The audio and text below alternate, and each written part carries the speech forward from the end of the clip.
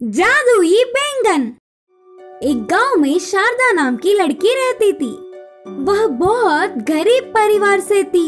इससे वो हर रोज पास के जंगल में जाकर लकड़ियां इकट्ठा करके लाती थी और उन्हें बेचकर कमाए हुए पैसों से उनका परिवार चलता था। एक बार जंगल में लकड़ियां इकट्ठा कर रही शारदा को एक पेड़ पे उगी हुई बैंगन दिखी। उसे देखते ही वह बहुत चौंक गई, क्योंकि वह बैंगन साधारण नहीं बल्कि बहुत ही बड़ा था। उस एक बैंगन से ही पूरे परिवार को पर्याप्त सब्जी पका सकते हैं करके तुरंत उस बैंगन को पेड़ से अलग करके अपने साथ ले गई। घर पहुंचते ही तेजी से उस बैंगन की सब्जी पकाकर खाने के लिए बस उसे काटने ही वाली थी। तब वह बैंगन शारदा से बोली, मुझे मत काटो, मैं जादुई बैंगन हूँ। मैं 3 बार तुम्हारी मांगी हुई हर एक इच्छा को पूर्ण कर सकती हूँ, मुझे छोड़ दो। बैंगन के ऐसे बोलने पर उसे बहुत अजीब लगा। बैंगन के बातों का सच जानने के लिए ये पहले मुझे तो सोना बहुत पसंद है, मुझे सोने की आभूषण चाहिए बोलकर इच्छा मांगी। तुरंत उसके इच्छा के अनुसार वह जादुई बैंगन ने बहुत सारे सोने के आभूषण दिए। उन्हें देख शारदा खुशी से उछल पड़ी और कहा, इतने दिन मेरे गरीब होने पर मुझसे शादी करने कोई नहीं आया, अब मुझे एक अच्छे से पति चाहिए बोलकर पूछी। शारदा के इच्छा के अनुसार ही वह बैंगन तुरंत ही अच्छे लड़के को देखकर उसकी शादी करवा दी। उनकी जोड़ी को देख जादुई बैंगन भी बहुत खुश थी। फिर से एक दिन बैंगन ने शारदा से कहा, तुम्हें जरूरी क्या चाहिए? पूछो, मैं और एक इच्छा पूरी कर सकती हूँ। तब उसने कहा, मुझे एक बड़ी बंगला दे दो और कुछ भी नहीं मांगूंगी। ठीक है, तुम्हें बंगला चाहिए, बस इतना ही ना, ले लो करके बोलते हुए एक बड़ी सी बंगला भी दे दी। उस बड़ी सी बंगले में उस दिन पूरा शारदा, उसके पति और बैंगन मिलकर बहुत खुशी से रहे। अगले दिन शारदा के पति को बैंगन की सब्जी खाने की इच्छा जागी। उसे उस बैंगन को काट कर पकाने को कहा। पति की इच्छा को पूरा करने के लिए शारदा एक क्षण भी ना सोचते हुए बैंगन को काटने जा रही थी।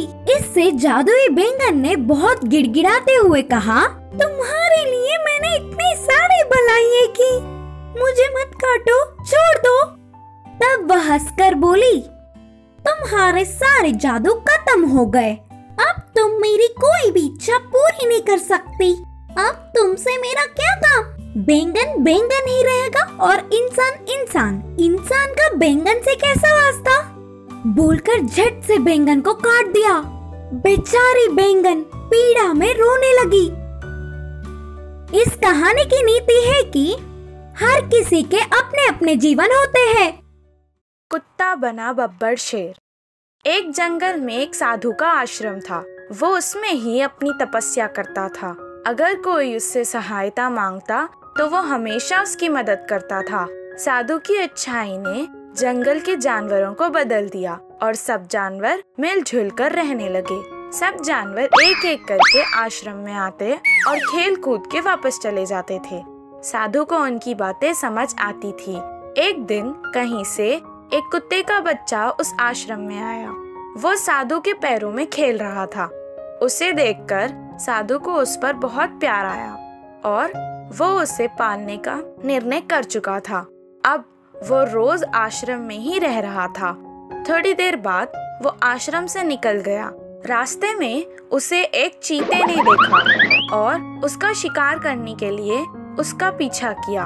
वो वापस आश्रम में भागकर आ गया और साधु को सारा किस्सा सुनाने लगा। साधु ने अपनी शक्तियों से उसे चीते में बदल दिया। चीते में बदल जाने के बाद वो कुत्ता जंगल में निडर होकर घूमने लगा।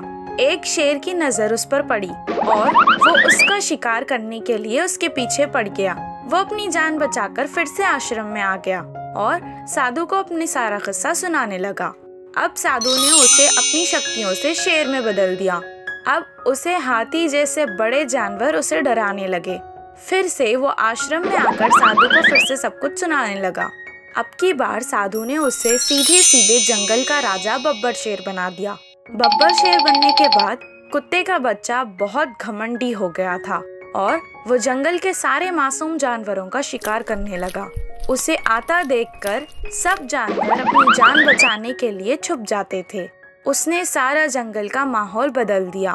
जंगल से जब वो वापस आश्रम में आया तो साधु को देखकर, जिसकी वजह से उसे ये शक्ति मिली, उसे ही वो अपना शिकार बनाना चाहता था। साधु को उसके इरादे ठीक नहीं लगे। उसे पता चल गया था कि वो उसका शिकार करना चाह रहा है। तब उसने अपनी शक्तियों से उसे वापस कुत्ते में बदल दिया और उसे आश्रम से निकाल दिया। इस कहानी से हमें ये शिक्षा मिलती है कि जो हमारा अच्छा करता है, अगर हम उनका बुरा चाहें तो कभी हमारे साथ अच्छा नहीं हो सकता। धर्म का फैसला। विजयपुर नामक गांव में धर्म नाम का एक वृद्ध था। वह बहुत ही अच्छा था। किसी की भी मुश्किल में सबकी मदद करता था। ऐसे ही उस गांव में किसी भी लड़ाई का हल निकालता था। सबका विश्वास था कि उनके फैसलों में न्याय और धर्म एक समान रहते थे। ऐसे आसपास के गांवों में धर्म का अच्छा नाम था। एक बार बाजू वाले गांव से दो आदमी एक झगड़ा करते हुए धर्म के पास आए। वे दोनों में एक प्रमुख व्यापारी और दूसरा गरीब किसान था। उन्होंने धर्म को समस्या का विवरण किया। धर्म जी, हमारे पूर्वजों की कीमती हीरा मेरे पास है। ये व्यापार के लिए विदेश जाता हुआ मेरे हीरे को मांग के ले गया। लौट के आने पर हीरा मांगा तो वापस नहीं दे रहा है। बोलकर किसान ने शिकायत की। इसका जवाब क्या देगा करके दूसरे आदमी की तरफ देखा धर्म। तब व्यापारी ने अपने हाथ की लकड़ी को पकड़कर थोड़ा आगे आकर हाथ जोड़कर कहा, किसान ने सही कहा। इसके पास के हीरे के जैसे दूसरा खरीदने के लिए विदेश के व्यापारों को दिखाने उस हीरे को ले जाने वाली बात सच है। फिर मेरे घर पहुंचते ही उसे बुलाकर उस हीरे को वापस कर दिया। किसान लालच से मेरे पास के एक हीरे को हड़पने की चाल चल रहा है। देने का या लेने के समय का कोई साक्षी नहीं। ये पूरा मामला हम दोनों के बीच का था। इससे धर्म सोच में पड़ गया। उन दोनों को उस रात वही गांव में रहने को कहा और फिर सुबह ही उसके पास आने को बुलाया। किसान और व्यापारी दोनों धर्म के कहने पर उधर ही रात बिताए। आधी रात को धर्म चुप के आकर दोनों को बहुत ही देर देखा, पर दोनों में से किसी एक के भी व्यवहार से शक नहीं आया। ऊपर से जैसे दोनों सच ही बोल रहे हो करके आराम से सो गए। इतनी समस्याओं का हल निकालने वाला धर्म समझ गया था कि इस समस्या का समाधान आसान नहीं। बोलने के मुताबिक ही सुबह अपने पक्ष में फैसला होगा करके किसान व्यापारी दोनों धर्म के पास आए। देखो, तुम्हारे लेन देन के साक्षी भगवान ही है। तुम्हें और एक मौका दे रहा हूँ। भगवान के ऊपर प्रमाण करके सच बोलो। धर्म ने आदेश दिया। धर्म जी, मैं भगवान को साक्षी मानकर बोल रहा हूँ। इसने मेरे हीरे को वापस नहीं दिया। व्यापारी फिर से अपनी लकड़ी को किसान के हाथ में रखकर दोनों हाथ जोड़कर भगवान को हाथ ऊपर उठाता हुआ प्रार्थना करते हुए कहा, उस भगवान को साक्षी मानकर मैं भी सच बोल रहा हूँ। किसान को मैंने हीरे वापस दे दिए थे।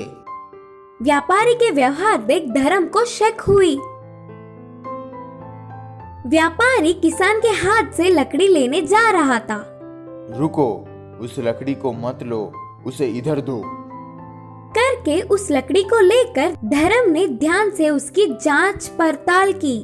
कुछ देर बाद पूरी बात समझ आ गई। तुरंत उसे पास के पत्थर पर मारा। लकड़ी के टूटने पर उसमें से किसान व्यापारी को दिया हुआ हीरा बाहर निकला। अचानक घटी हुई इस घटना से व्यापारी के मुंह से शब्द नहीं निकले। अब ना कुछ कर पाता हुआ अपनी गलती को मान लिया। किसान को हीरा वापस देने के साथ साथ धर्म का फैसला करने पर 5000 सिक्के भी देकर नुकसान की भरपाई करवाई। देखा, लालच से किसान को धोखा देने वाले व्यापारी को अच्छी सबक मिली। इस कहानी की नीति है कि लालच ही दुख का कारण है।